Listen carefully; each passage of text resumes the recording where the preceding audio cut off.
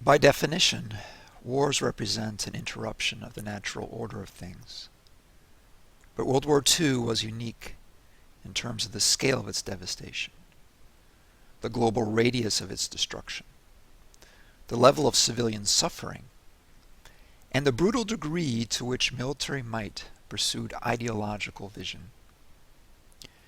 From Tokyo and Manila to Warsaw and Coventry, this war churned cities of life into desolate piles of rubble. In the process, the conflict rattled the pillars of the previous world order, scarred contemporaries, and ensured that a new international system would emerge in its destructive wake. World War II did not emerge in a vacuum. In fact, the conflict was the culmination of the breakdown of the previous world system. World War II served as the exclamation point for the crisis of the 1930s.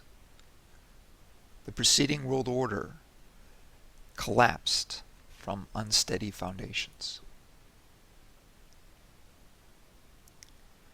During the late 19th century, Europe's great powers had expanded their influence across the globe, incorporating most of the non-Western world inside a Western-dominated world system.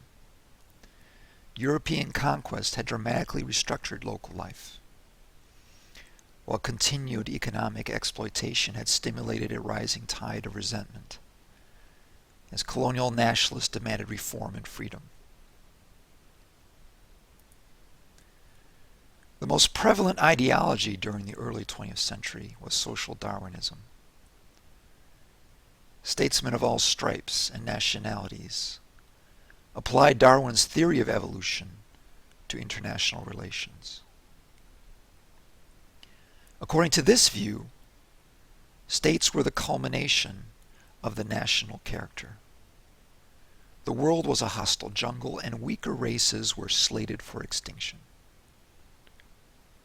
This dark and cynical view of human development will lead fascists to reject liberal concepts, international law, and democracy in favor of a militant nationalism that looked upon neighbors as enemies to be conquered and subjugated. Third pillar of the previous world order was the Great Depression. The Great Depression represented a global breakdown of the world economy. Ordinary people could not find work. They lost their homes, and they struggled to feed their families. As this decade-long recession dragged people down into misery, they lost faith in parliamentary democracy, technological progress, and laissez-faire capitalism, leading people towards extremist doctrines like fascism that promised to restore order, sanity, and meaning to life. Finally, World War II was a child of the Versailles Settlement. In 1919, President Wilson had promised to banish the scourge of war. But by the 1930s, it was clear that his dream for liberal internationalism had failed. Rather than a grand settlement to end the scourge of war, Versailles had alienated Germany, Italy, and Japan and set the stage for... All wars are unique in their own peculiar way. But in the annals of human history, World War II was unprecedented in terms of its savagery and destructiveness. One feature that set World War II apart was total war. The degree to which belligerent states mobilized their peoples and resources towards the war effort. In Canada, children were recruited to recycle cans for armaments production. Women were invited onto the factory floor to replace men called into service, and grandmothers were exhorted to grow victory gardens. Mobilization of ordinary citizens transformed them into soldiers out of uniform, fighting on the home front. Another feature of World War II was the scale of the devastation. Mobilization of the internal combustion engine, particularly in airplanes, spread the fighting hundreds of miles behind front lines. Newly emergent doctrines of strategic warfare called for leveling enemy bridges, rail yards, factories, and dams. Cities emerged as battlefronts, as their ruins provided soldiers cover from high explosives. In Tokyo and Warsaw, 90% of the housing stock was destroyed during the war. Berlin, Hamburg, London, and Manila also suffered substantial damage. World War I had been global primarily in the sense that the great powers were empires that tried to mobilize colonial resources for victory in Europe. But fighting was mostly confined to the trenches of France and Belgium and the Carpathian Mountains. World War II, in contrast, contained two major battlefronts, Europe and the Pacific Rim, while North Africa was also ravaged by the war. Hundreds of millions of civilians witnessed fighting, endured aerial bombardment, dealt with malnourishment, or suffered enemy occupation. World War II was provoked by the Axis powers that were fascist states that glorified violence as a sublime expression of vigor and who saw war as a manifestation of racial struggle. Fascism translated into war in a new key. The Axis powers dehumanized their opponents. They deployed battlefield weapons to terrorize enemy civilians, and their occupation regimes plundered their neighbors' resources to the point of causing starvation.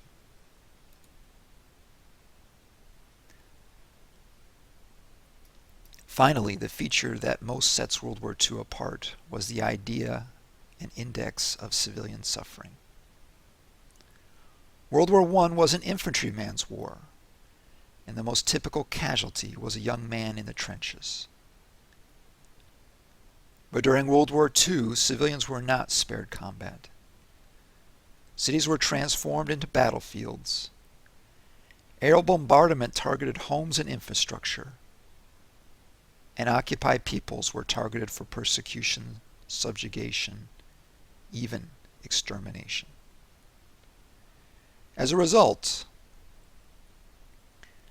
the unarmed civilian represented World War II's most typical casualty. Over 15 million Russian and Chinese civilians perished. The Jews were targeted for extermination, and across the world, civilians emerged in 1945 exhausted, emaciated, and suffering from undiagnosed post-traumatic stress syndrome.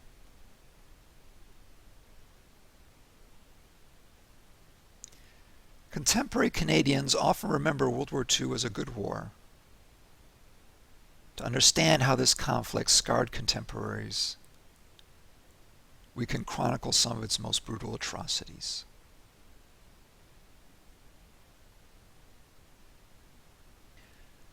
When Hitler attacked the Soviet Union in 1941, he told his generals this was not a typical conflict, but a Vernichtingskrieg, or war of annihilation. What he meant is that he intended not merely to defeat Stalin, but to plunder the Soviet Union, depopulate European Russia, and resettle ethnic Germans there.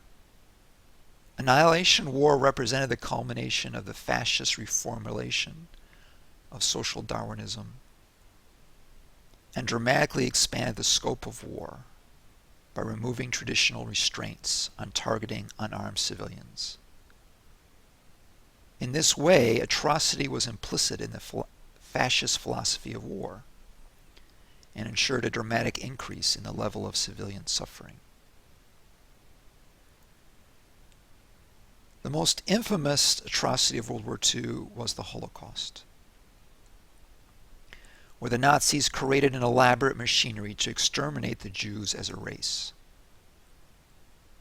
The photo on the left depicts the Einsatzgruppen, special task forces that followed behind the German army and proceeded with pacification duties. Typically, they would roll into a Jewish neighborhood or village and order its residents to dig a pit. Once done, the Jews would be instructed to stand at the lip while the Germans shot and machine-gunned them down, allowing gravity to pull them into the pit for easy disposal. Unfortunately, the Axis states did not have a monopoly on civilian atrocities. The Western Allies, who had been pushed from Europe, developed the concept of strategic bombing as a way to bring the fight to the enemy. Originally, the idea was to target enemy factories and infrastructure, to impede their war effort in armaments factories. Quickly, the Allied strategy broadened to include saturation bombing. At Dresden, during a 3-day raid in 1945, over 100,000 civilians died.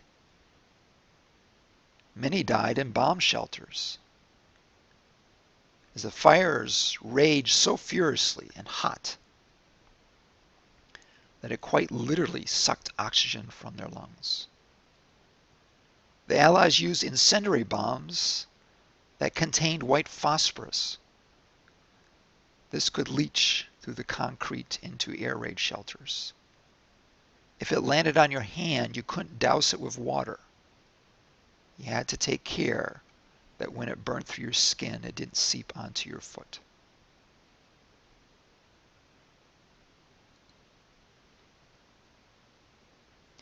Arguably the most savage atrocity was the rape of Nanking. After the Chinese resisted the Japanese invitation to join their empire, angry Japanese troops pulled into the Chinese capital and went on a 4-month rampage, raping, looting, and torturing civilians. The rank and file of the army not only participated in a mayhem that killed over 200,000 defenseless civilians, but seemed to take sadistic pleasure in developing new ways of torturing their victims, from raping women before their husbands to mutilating their breasts. The battle for Berlin represented the climax of Hitler's brutal race war. The tables had turned by 1945. And as the Red Army pulled into Berlin, they understood that they had arrived at the capital from which Hitler had given the order to slaughter their brothers, sons, and mothers. As they fought their way into Hitler's bunker, no quarter was given or expected. It is estimated that over 200,000 German women and girls were raped in the brutal final week of fighting, the majority of them gang raped on multiple occasions. While Stalin would join the anti-fascist alliance, he started the war as Hitler's ally, collaborating in the conquest of Poland. Soviet policy in occupied Poland from 1939 to 1941 was remarkably similar to that of the Nazis. The Russian secret police arrested the Polish elite, politicians, cultural figures, and military officers.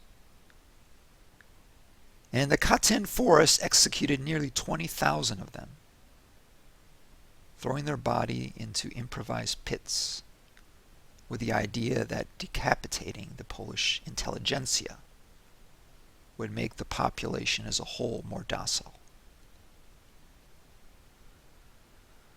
On August 2, 1945, the world entered the nuclear age. Fat Boy detonated over a Japanese hospital, instantly incinerating about 40,000 people in the city center. As the photo on the right demonstrates, The shock wave leveled all but stone structures. But the majority of Japanese lived in bamboo and rice paper dwellings. Within a week, another 30,000 people were estimated to have perished from their wounds and radiation poisoning. The U.S. objective was to convince the defeated Japanese to surrender. But this was a weapon of mass destruction, guaranteed to induce widespread and indiscriminate civilian slaughter.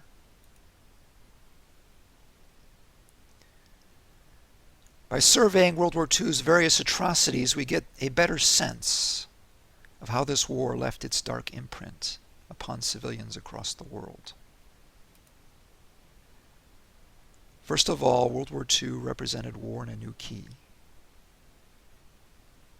Fascist doctrines wrote civilian terrorism, ethnic cleansing, and genocide into the conflict's DNA. The fascist powers in particular mistreated prisoners of war, most famously in 1941, when Nazi Germany starved over 1 million Russian POWs to death. Across the globe, mass murder of civilians became a staple feature of this war, either by marauding armies or by aerial bombardment. The racial doctrines propelling the fascist powers translated into tremendous suffering for the hundreds of millions of civilians occupied by the Axis during the war. While the Holocaust is the most remembered atrocity of World War II, the mistreatment of peoples because of their ethnic background and the racial characteristics ascribed to them was a broader feature of World War II.